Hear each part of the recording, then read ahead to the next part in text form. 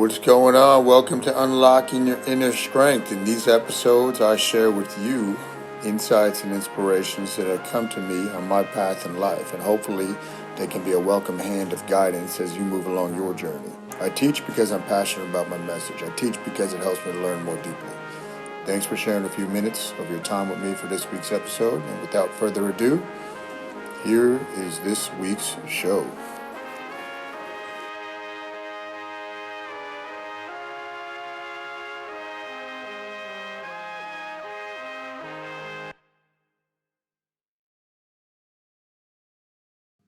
Good day, everybody. It's Kyle, once again, your host of Unlocking Your Inner Strength. And today, I'm going to be bringing you some more from the 50th Law book. I first read this book 2011, right when I was getting ready to open the first Newell Strength facility, which was a big obstacle. Not obstacle, it was a big hurdle in my mind, right? You're going from, training out of my parents' basement to now taking on this overhead, figuring out how you're going to manage it, how you're going to afford all this equipment and all that. And I remember at the time, I was kind of in a deadline crunch, right?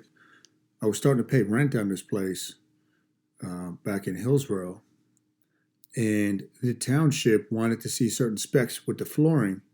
And I kept going back to the flooring company, and they're saying, that doesn't exist what your town wants. We can't provide it. It doesn't exist. We've had no problems ever with this floor, even at colleges, blah, blah, blah. So this book really kind of helped me with my mindset at that point, as far as I wasn't going to fear consequences. I wasn't going to ask for permission. And as you can see, that's pretty much how I've lived my life, is I don't ask for permission to do stuff. I do it, and then guess what? If it was wrong, I'll admit it, and I'll ask for forgiveness later. So this book is one of my top 5 books. I've probably read it 5 times. It's the 50th Law, and I'm going to rip through about 7 things for you this morning, and hopefully these help your week really go down the lane you want it to go down. So I'm going to start at on page 88 in this book. If any of you have it, I know some of you have bought it, you told me. As Napoleon said, so Napoleon Bonaparte is one of the greatest generals of all time. The moral is to the physical as 3 to 1, meaning the motivation and energy levels you or your army bring to the encounter have 3 times as much weight as your physical resources. With energy and high morale, a human can overcome almost any obstacle and create opportunity out of nothing. That's powerful. Now listen, back at that time too, I was the only game in town as far as boutique gyms and small group training facilities go. There was nothing else in Hillsborough. There was another place that opened up shortly thereafter, and I remember the UPS guy, right, they would always come by, drop off equipment. His son was training with me, and he said, "Oh, you worried about that place over there?" And I said, "Worried?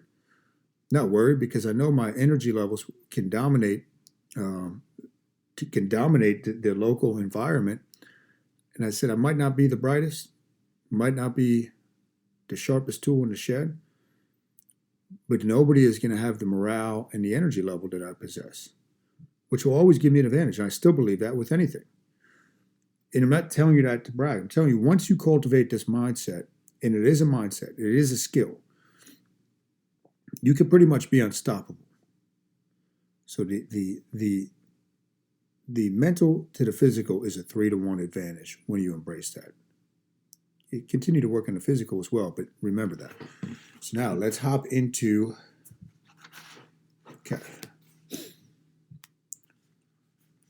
our task as an adult is to take full possession of that autonomy and individuality we were born with. It is to finally overcome the dependent phase in childhood and stand on our own. We must see the desire for a return to that phase as regressive and dangerous. Stop waiting for people to hold your hand. Stop looking for a place to plug back in your umbilical cord. Don't do that. You're an adult. It comes from fear of being responsible for our own success and failure, of having to act on our own and make the hard decisions. We often package this as the opposite, that by working for others, being dutiful, fitting in, or subsuming our personality to the group, or being a good person. But that is our fear speaking and deluding us. If we give in to this fear, then we will spend our lives looking outward for salvation and never find it. We will merely move from one dependency to another. So think about that. Be your unique self. I am fortunate, and I was journaling about this morning. I love the brain. I realized early on in life, maybe that was my mission, was that my brain was my greatest tool, and that I could change any circumstance but just my attitude and how I looked at it. When you realize that you don't have to fit in, right? Your brain is very sensitive to judgment. Most people fall into that trap. I know the judgment doesn't mean anything. I don't care if people like me, right? Besides my inner circle. And even then, it doesn't dictate how I behave, right? My point is, don't try to please others. Carry your mission forth and realize that you are a unique being.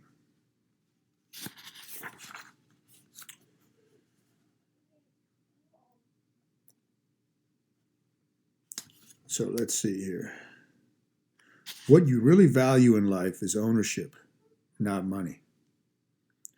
If ever there's a choice, more money or more responsibility, you must always opt for the latter.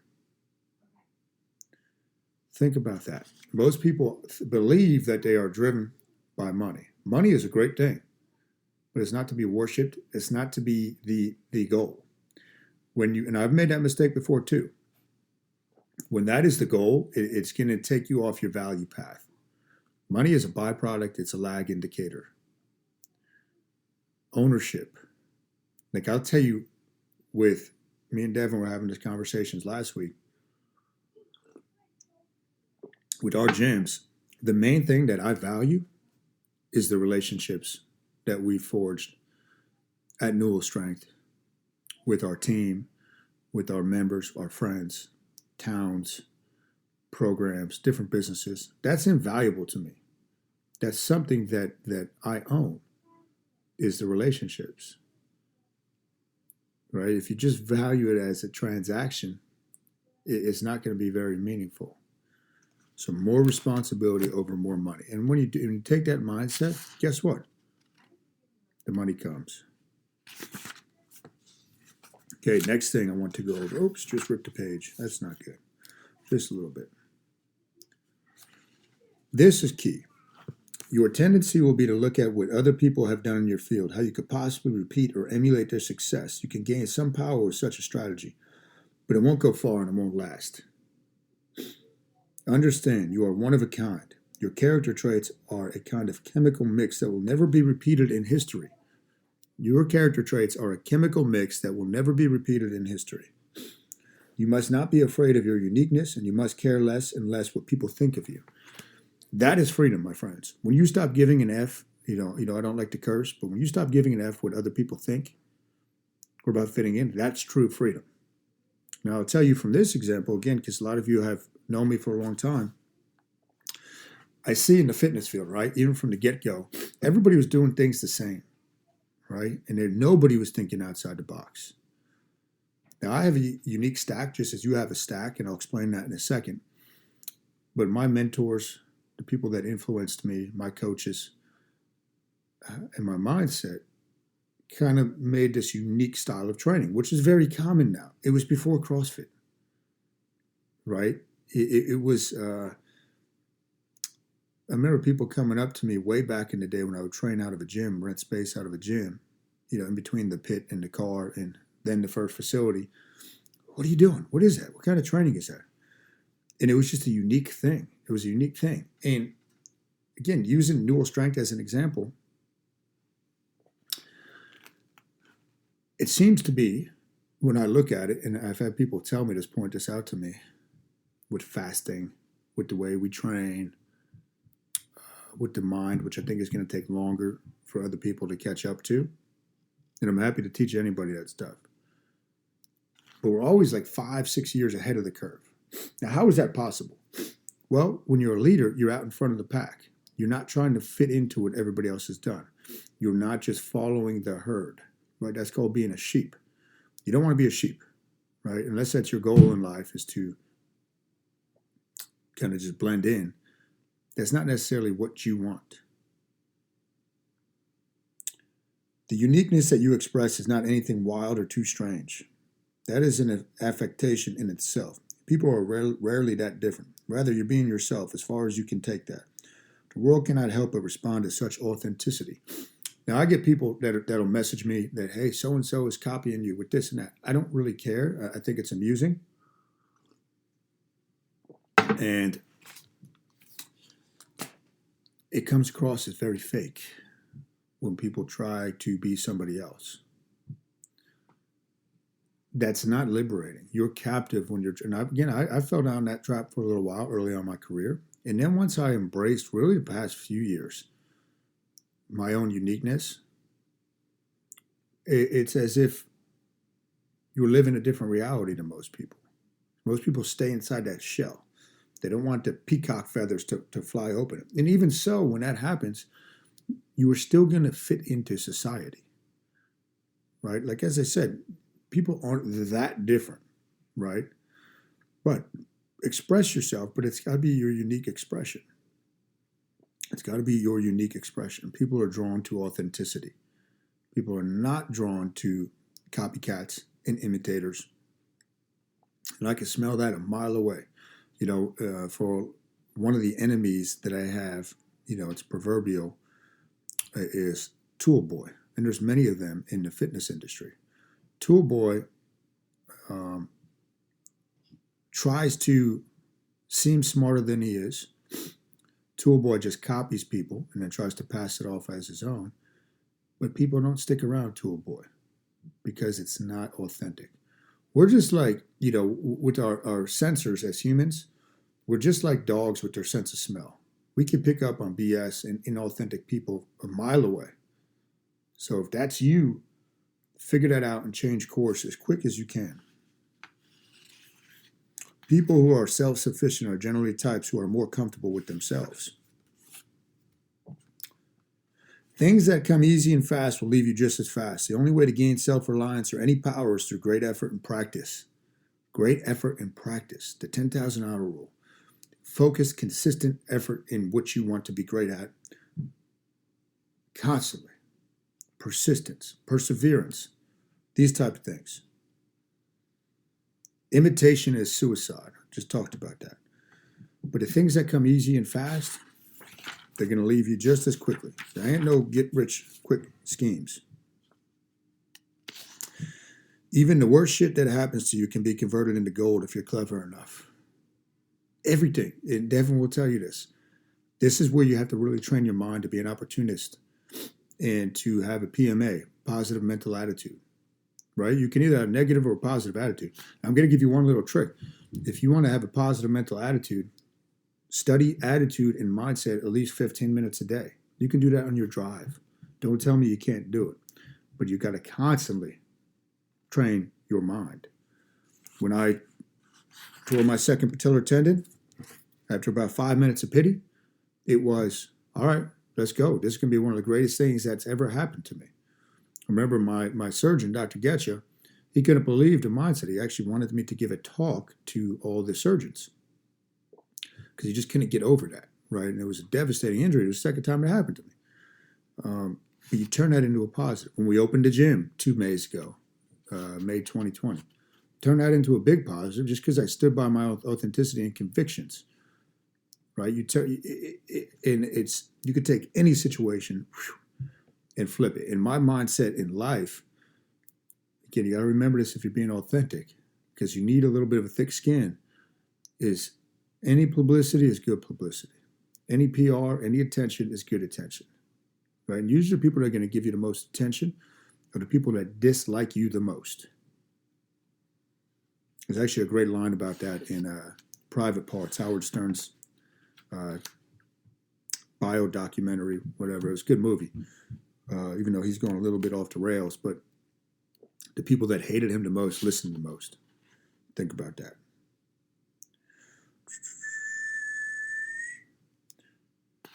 Transform every conceivable negative into a positive. Every negative is a positive. The bad things that happen to me, I somehow make them good. That means you can't do anything to hurt me.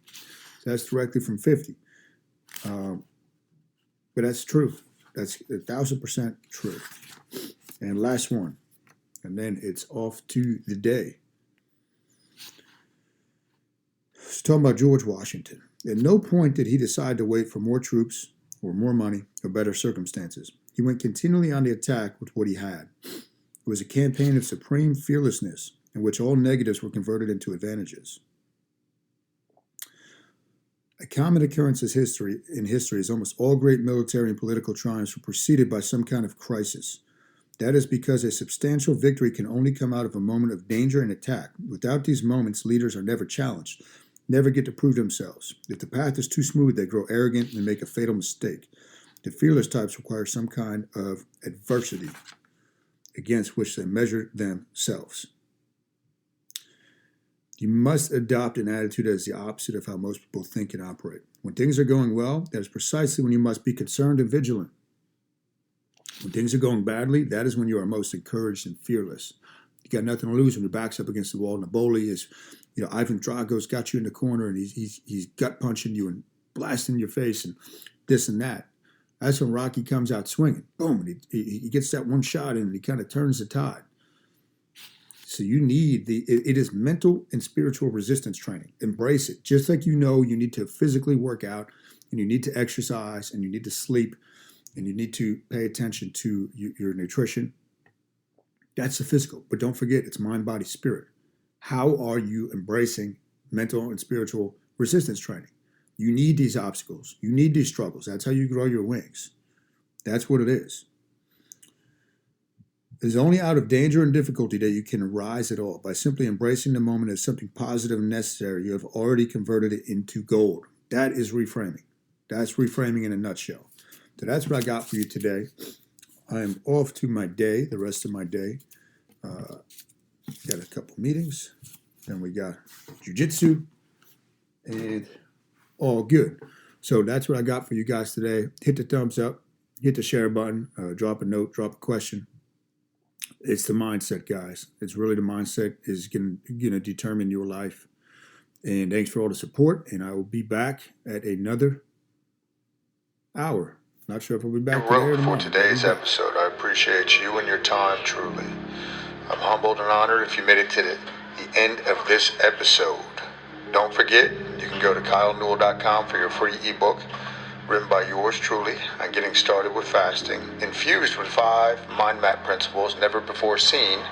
This is something I have not given out to anybody else that'll help you see the light when it comes to your fasting journey and creating better health, both physically and internally. Remember, it's all about the mind, body, and spirit. Until next week, peace.